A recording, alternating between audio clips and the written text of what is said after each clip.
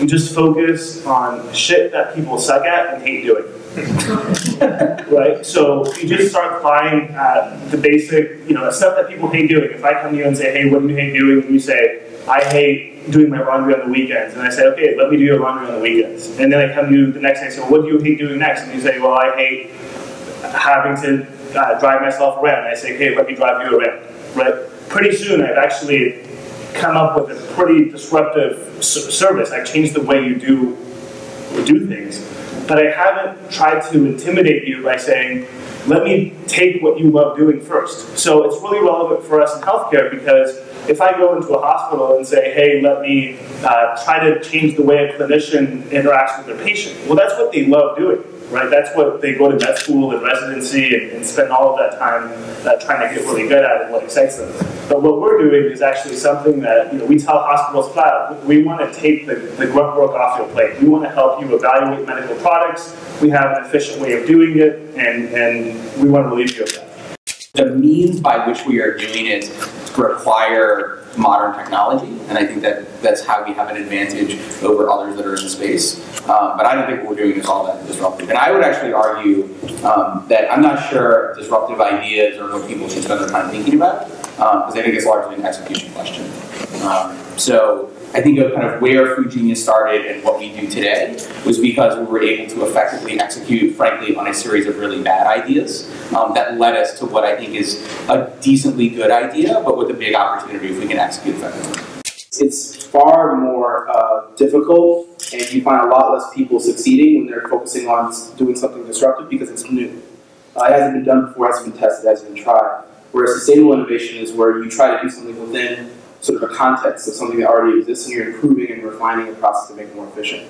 So as far as the Starter League goes, there was no example for us to look at. There was no program or school that existed that taught what we were looking to learn, and there was no model for it. So we just sort of, honestly, we pulled it out of our ass a bit, but it worked. And it sort of made sense, and we based it off of a few things. One was the idea, the notion that you can teach people who know nothing within 3 months' time an adequate amount in order to prototype an idea, in order to gain a basic understanding. It's not to replace a computer science major or like a higher education or anything like that. But what I learned was that over half of the great developers I had met were self-taught, and they were self-taught over a period of many years. And the real question was, where did that start? So what I had to unpack in order to come up with this model for this program was, how do people get started and how do they get through? Because what you'll find is like 90 to 95% of people that try to learn how to code, when they go to these websites like Treehouse and Codecademy and any other ebook or tutorial read online, they end up dropping off after a few months.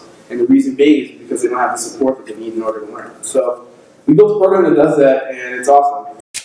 Honestly, our niche, what we carved out for ourselves, we noticed that most of the companies tended to treat their customers like crap. So we decided, hey, we're going to be the only one that actually returns customers' phone calls and emails, and we kind of developed a reputation for being the friendliest lead generation brand for insurance agents, and we ended up getting insuranceagents.com and building this entire mantra of, we're built for insurance agents by insurance agents, and ended up just kind of building a brand around not treating customers like shit. And it seemed to actually work in our industry.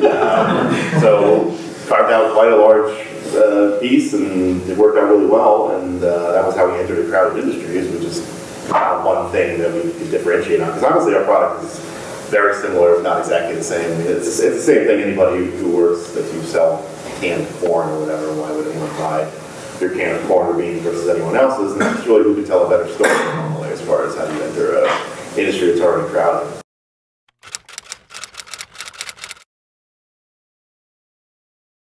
It's really important to work with people on kind of mini projects before you decide to lock in the marriage. And the more experience you have in working with each other, dealing with stressful situations, going to customers together, etc., you begin to kind of suss out what this person's strengths and weaknesses are. I think the most challenging task that I have as a CEO is recruiting. I have, there's 6,000 hospitals that we can sell to. I can go in and have a lousy sales pitch. There's another hospital that I can sell to. But at our stage, every hire is incredibly important. And so it's what keeps me up most at night is them making the right recruiting decisions. And the more you can kind of deal with that up front, and kind of, it's fine to ask people, hey, I want to get a better sense of how you do this. Can you do a project that does that? And if they're serious enough about your company, they'll do it for you and they'll do it at no cost. So we have to think about hiring someone who we know can do all of the things in the next 3 months and who can do a range of the things that we're going to have to do past that, because we really don't know which of those things are going to be the path that we end up taking. Kind of practical ways we think about that is, one is we look for people who work really hard and who kind of fit into the culture that we have in the office. So like, all of us are in by 8:45 in the morning, which sounds really crazy for a startup. We're morning people, we like to get in, we work really hard, and then we go home. We have a ping pong table that usually sits empty because none of us play, and it's like occasionally a stress release for someone, but I would not, like, we don't have like a buddy-buddy office culture, we have like a work-related office culture. And so we look for people who kind of fit into that and then are anxious to learn things that they don't know how to do today. You know, having a very, very clear sort of roles and responsibilities, and you know who's in charge of a given area and how a decision gets made needs to be really thought through and decided early on when you're structuring your company. Because once we, like, basically, I remember early on, I was like that dude. I was the guy going, this should be done here, it should be done here like this. And I was arguing, I was getting a lot of different perspectives and experiences from people actually doing the work. So what happened was we ended up restructuring things so that the people in those areas were ultimately in charge of making those decisions.